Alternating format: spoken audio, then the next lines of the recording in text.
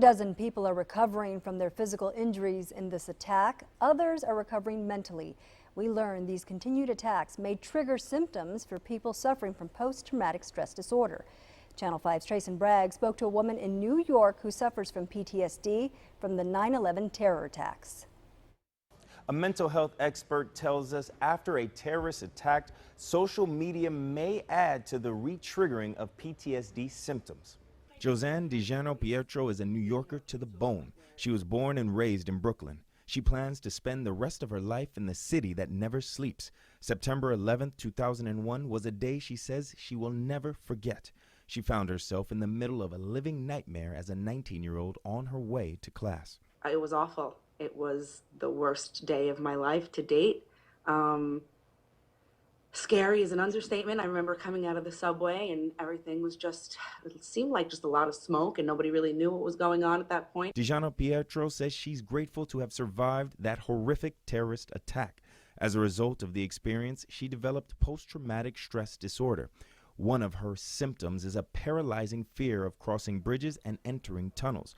She says she's still battling with the disorder 16 years later. I remember the first time going over a bridge, like months later, and I was hyperventilating to a point that I just saw white. People were talking, but it was almost like it was a different language because I couldn't even hear them. DiGiano Pietro explained she was at work when the news of yesterday's attack was breaking. She says while others around her were slightly affected, she felt on high alert. Her anxiety was heightened. She was in a state of hyper-awareness. Ricardo Tovar is a mental health specialist.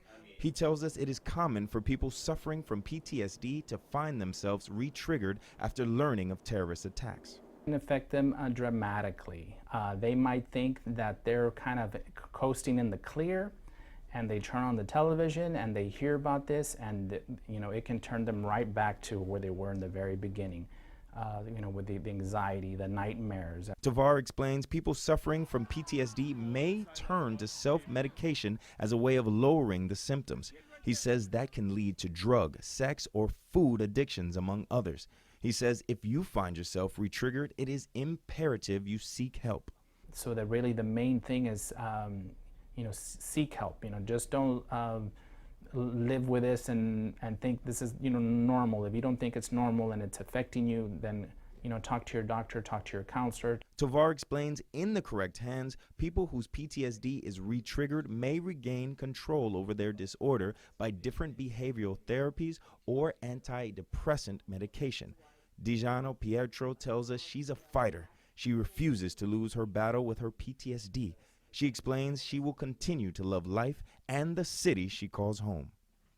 Tovar also recommends people suffering from PTSD stay away from social media, turn off news alerts on their phones, and turn off the television during terrorist attacks to better control their disorder.